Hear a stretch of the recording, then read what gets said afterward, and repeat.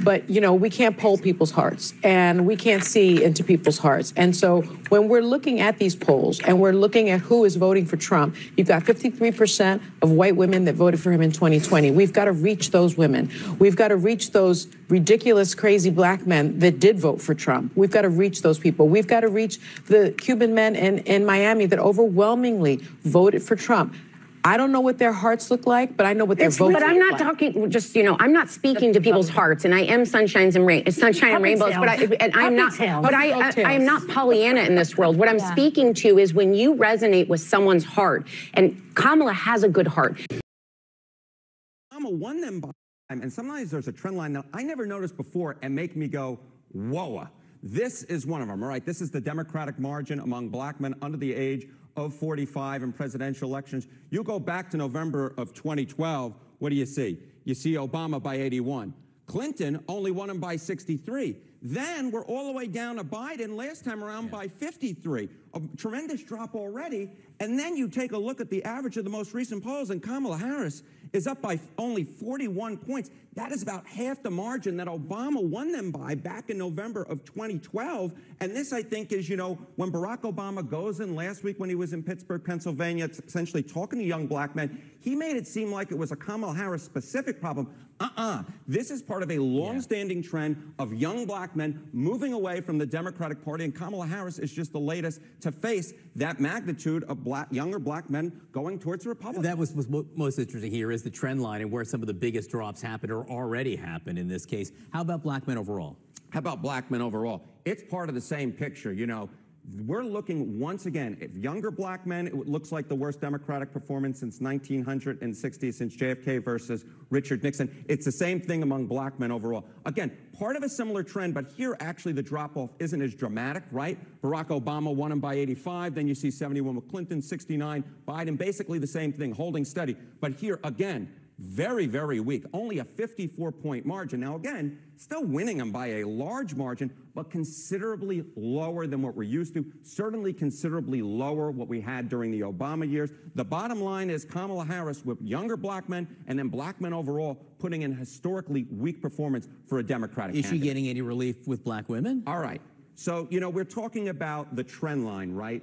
And black women, look, she's doing better with black women than she is doing among black men. But here, there isn't a trend line almost until we get to Kamala Harris. So again, this is a black margin among black women. Look, Obama won him by 93, very large margin. Clinton won him by 93, a very large margin. Biden did a little bit worse at 85. But then you look here, and you get a 71-point margin. Now, again, these are large margins, but the bottom line is when you're talking about the base of the Democratic Party, you would think that Kamala Harris would do very well among black women based upon history, and of course, she would be the first black woman president, but she's actually doing the worst for a Democratic candidate among black women since 1960, if this holds, John. And again.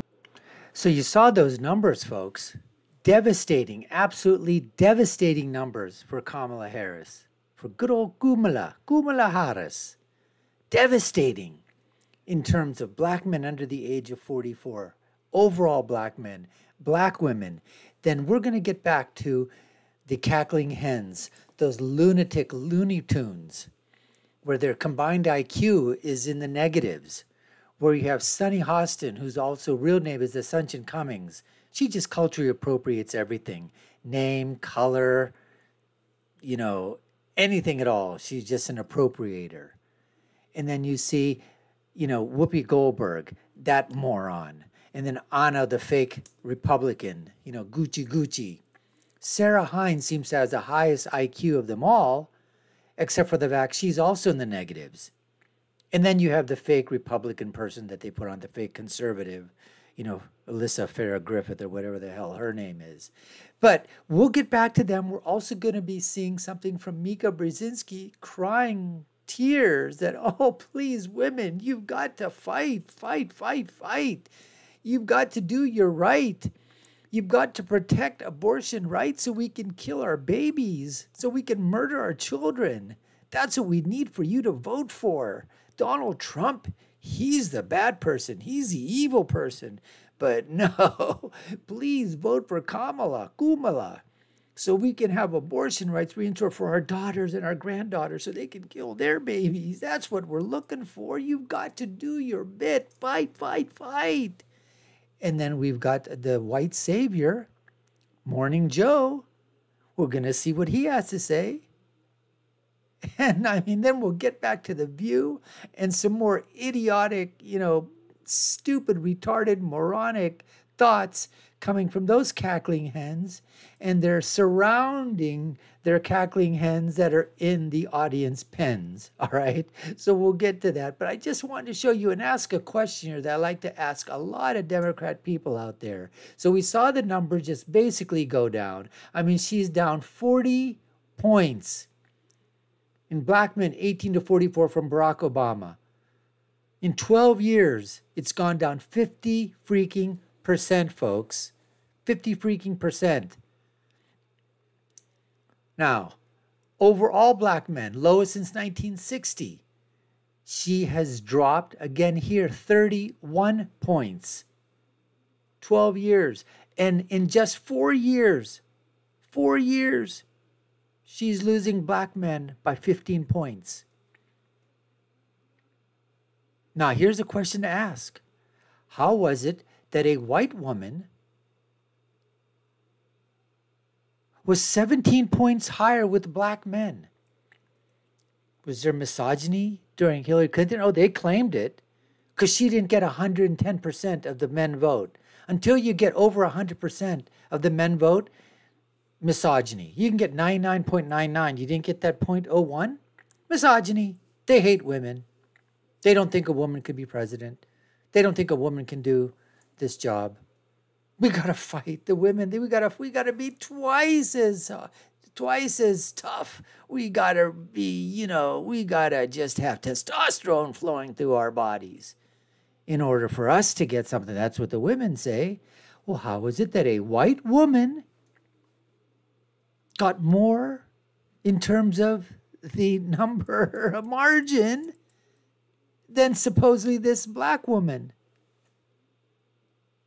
I want to tell you something, really, people from India, South Asian Indians, you're not getting any props. They will never talk about her South Indian heritage because your vote doesn't matter as much as the black vote. Do you ever talk about what is the South Asian Indian vote? No, in fact, the Muslim vote now is considered much more important than your vote, folks, you from India, American Indians. And I don't mean woo-woo Indians on the tribe living on the Indian lands. I'm talking about you Indian Americans, first, second generation citizens of this country that have come over from Indo-Pak area. What is Kamala Harris doing? Is she doing anything for India? I'm just asking you. Is Kamala Harris doing anything for South Asia or for India? She will do nothing for India. I'm telling you. I am telling you. You heard it right here. She will never acknowledge her South Asian Indian part anymore. No, sorry. No, sorry, Bob. No, sorry, boob. She will never do that. Never, never, never. She will always claim her blackness, her black Americanness. That is what she will claim. It will be her fame because she is a dame. I'm telling you, that is the name of the game. And also, I just found out that I was a poet. I did not even know it. That is unbelievable, isn't it? I mean, unbelievable, folks. And so, I beg and ask the question again, that if we see here, let's go to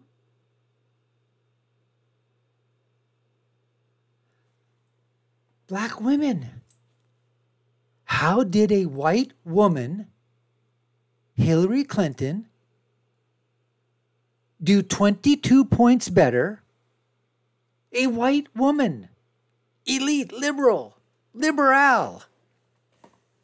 How is she 22 points higher margin just 8 years ago? A white woman beating a supposed black woman because they know she ain't black. She's half Jamaican, half South Asian Indian. The black voters, they're not stupid. They're not morons. They're not idiots.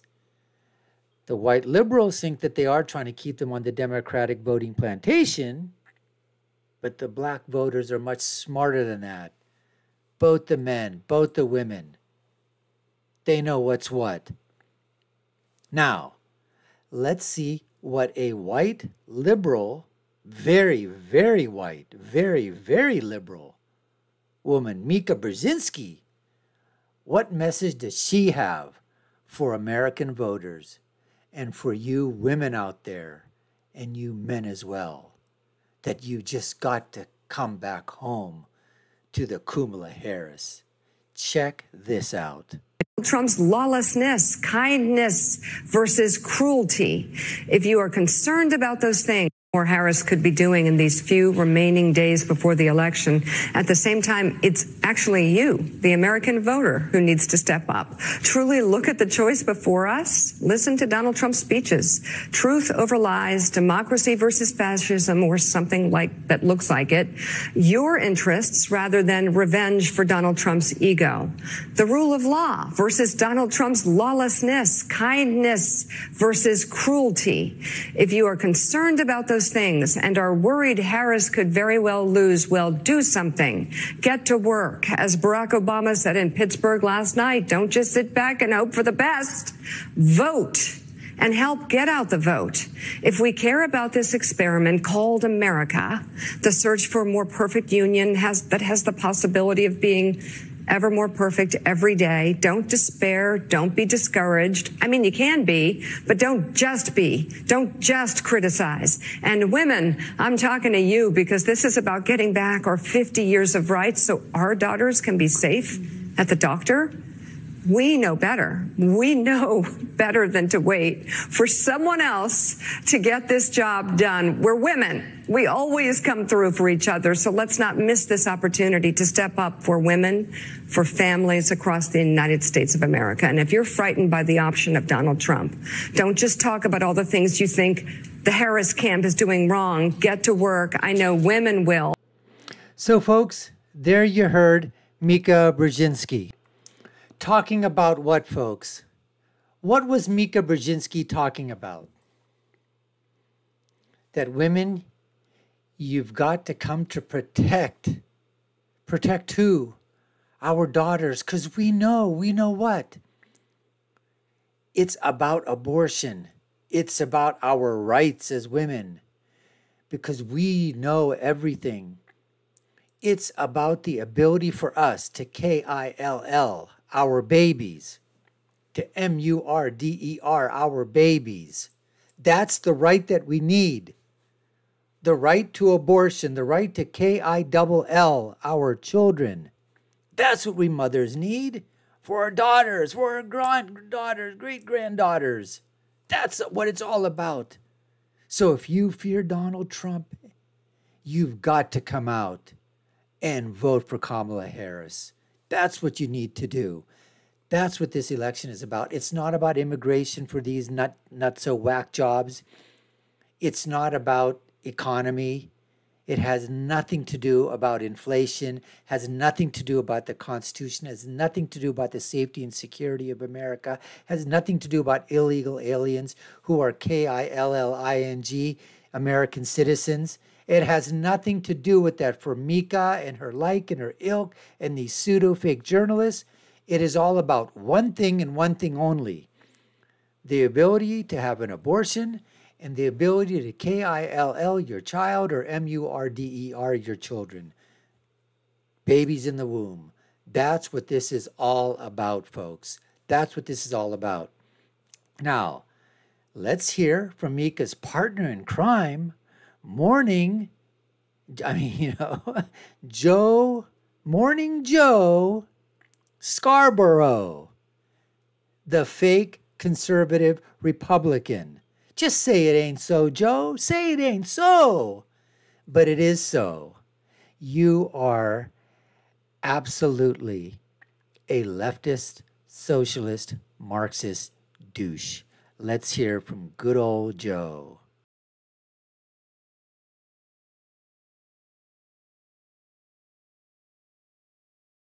Around Donald Trump, Kamala Harris gets in the race. It seems to be tied up. You have a debate. Harris gets the bump from the debate, goes up 4 or 5 points, and then it comes back where you knew it was going to come back to.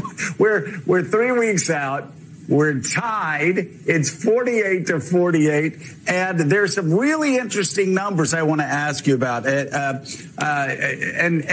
mainly about Kamala Harris needing to lock down a higher percentage of Hispanic voters, needing to lock down a higher number of black voters, and also, of course, carrying on the other side of the margin, carrying a historic number of white educated voters. And it's just fascinating to see how all that's going to play together. Tell us what you got. Yeah, and Joe, you're exactly right. The timing of our poll is really instructive here. And when our September poll came out and had Harris with a 5-point lead over Donald Trump, that, of course, was after the debate. It was after a really rough news environment for Donald Trump with the discussion about Springfield, Ohio. And now, all of a sudden, we do show a tied race.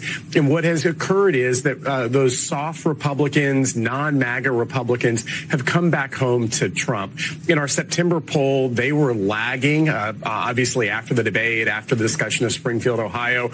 Our poll finds them that they are back with Trump, and that explains him going from 44% in our poll in September now to 48%. But, Joe, you ended up mentioning the things that Harris has to work on with shoring up Latino voters, getting African Americans in the fold, white women. Our poll ends up having a really big gender gap where Harris has a 14-point lead among female voters, while Donald Trump has a 16-point lead. So these numbers that you see here, folks, the gender gap, as he was talking about, and he was saying that before the debate, after the debate, they had Kamala Harris up by 5. And then what they were basically saying was that was all these Republicans that had left and had gone to Kamala, or somehow they went away from Trump. First of all, those numbers were all fake numbers. All those polls, all these polls that came before were fake. We all saw what happened. Independents broke for Kamala. She did not win the debate. That was a narrative out there, but she did not win the debate. We all saw those focus groups where the independents' numbers were intertwined with the Republicans. Not even with the Democrats, it was split way apart. And so when he's talking about, they never left. It's just that the polls and the pollsters decided to move them closer. They just manipulated the numbers. That's all that was really going on. And here, massive gender gap. He's winning men by 16. She's winning by 14. We'll take that all day freaking long, folks. We will take that all day freaking long, I'm telling you. That's exactly what we're going to do. Now, let's get back and see how Sonny, Ascension Cummings, Hostin, the cultural appropriator, the name appropriator, the gender appropriator, all right? The heritage and ethnicity appropriator, how she basically is saying that, you know what? I know these people, they've got a heart and they've got to vote Kamala. Let's check out to see what this fraudster and this race hater, race traitor, race baiter, Sonny Ascension Cummings Hostin, has to say about the state of the race for Kamala Harris.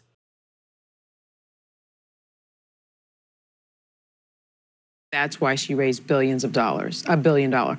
I think it's because of the momentum that she has. I think it's because people believe in her, and I think people are showing that by the amount of money that they're willing to give to the campaign. I think we have the press to blame for a lot of this. About, Whoopi, you always say you don't believe in polls. I'm with you now. because I'm reading the press. First it was, Kamala's not doing enough press. Then she goes on this huge press tour. She was here with us. I thought she was fantastic. She was energetic. The crowd went wild. It was electric. CNN, Democrats go anxious. Axios, blue wall blues. Fox, Dems are scared to death. No, Dems are not scared to death. Dems are pumped. What I would like the press to talk a little bit more about is Trump is in hiding. He didn't do the 60 Minutes interview. He does not want to do another debate. He's in mental decline. Obama's speech was captivating in Pittsburgh, yet instead of talking about that, we're talking about what he said before the speech to black men. I think that the media has to do a much... Folks, I just want to say, there are stupid people, and then there's stupid people, and then there's stupid, stupid, stupid people. This is one of the stupidest people on network TV. She is a race hater, a race traitor, a race baiter. You would have to raise her IQ 1,000,000 points just to get to freaking zero. This is why Kamala is losing. Because Donald Trump doesn't want to do 60 Minutes. He's hiding. The man who went to Aurora, Colorado, deep blue, Colorado, who went to California, deep blue, over 100,000 people, over 50, 60,000 people in Colorado. The man who took 2 bullets, he's scared. This is what they want you to believe. That she's running a flawless campaign. That she's doing all the interviews. She's doing everything freaking right. And yet, the needle isn't moving for her. She's raised billions of dollars. And yet, the needle hasn't moved for her. But she's doing a damn good job. I mean, they're running the absolute perfect campaign. That's what this idiot, this cackling hen, this retard, I mean, honest to God, how stupid and delusional do you have to freaking be to be the cultural name appropriator, Sonny Ascension Cummings Hostin? I just asked that question. If somebody could put down in the comments below, share with us. I'm begging somebody to please answer me that question. Please, baby, please. I said, please, baby, please. Now, let's see what Sarah Hines has to say in response to this, because she raises the IQ of the cackling hens just slightly by her answer being a little bit less delusional and a little bit more honest than the name and cultural appropriator, Sonny Ascension Cummings Hostin. Let's hear what good old Sarah has to say. Say this. I am voting for Kamala Harris because we talked about this last week, all the whys, but I think the criticism of people who it's not resonating with, she went on a media blitz and it was mostly friendly interviews. There was some questions, but she didn't seem prepared. The question you asked her got a ton of press about how would you change yourself? If this is an election of change, she needs to... What would your administration do differently than a Biden administration? But and she said not one thing comes to mind. And she's headed into a media blitz. So these are the questions you're going to get. And so what I'm confused about is either she wasn't prepared, which I don't think so, because I think she over-prepares, or she doesn't have a difference to sell. Well, and she did sell a difference at the end. She did eventually, but my point here is that I wouldn't go flawless on it, because I think there were some missed opportunities. And I think what people who are criticizing back what their problems are is I don't think they fully understand. They know why she's not Donald Trump, but they don't know why she's not President Biden. And I think she needs to be both of those things in an election of change. And I also think aside from beating Donald Trump, she needs to be very clear to the voters as to why she wants the job. But don't you think they know that she definitely isn't Donald Trump? That's my point, is that's clear. But yes, but I think in change, she needs to also distinguish herself. But here's the thing, and I know that in politics this may not be the most common thing. Kamala Harris is loyal. And so if what people want is for her to throw Joe Biden under the bus and say he did this wrong, he did this wrong, she's not going to say it. But there's So there you have it, folks. Sarah Hines, some semblance, and you know that Sonny Ascension Cummings Hostin did not like that at all. Take a look at that face, folks.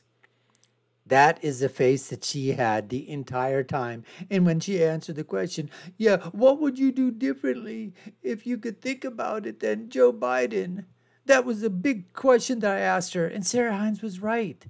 Word freaking salad, can't even answer the question. And then, you know, Anna Coochie, fake conservative Republican, says, oh, the reason is because, you know, Kamala Harris is so nice. Nobody cares about nice in politics. But she's not going to throw good old Joe under the bus, her mentor. No, the person that she called racist in the primary debates. Remember that? Remember when she called him about the busing incident? About how Joe and the busing stuff was going on? She called him a racist? Yeah, Joe Biden has hated her ever since that. Joe Biden can't stand Kamala. And Sonny Assumption Cummings Hostin, race traitor, race baiter, race hater, culture appropriator, this was her face. Lips pursed, eyes daggering. How dare you, Sarah Hines, say anything to negate what I said. Unbelievable, folks. Unfreaking believable. Anyways, we hope you enjoyed the video. You've been watching the Dr. Nasser Shake Show. I'm your host, Dr. Nasser. If you haven't done so already, we'd love for you to subscribe to the channel, like, share, and follow us. You all know what to do. Take a look at our video links above and below. My final thought is always, when you're right, and when you're left, you're wrong. Until next time, folks, take care and stay safe.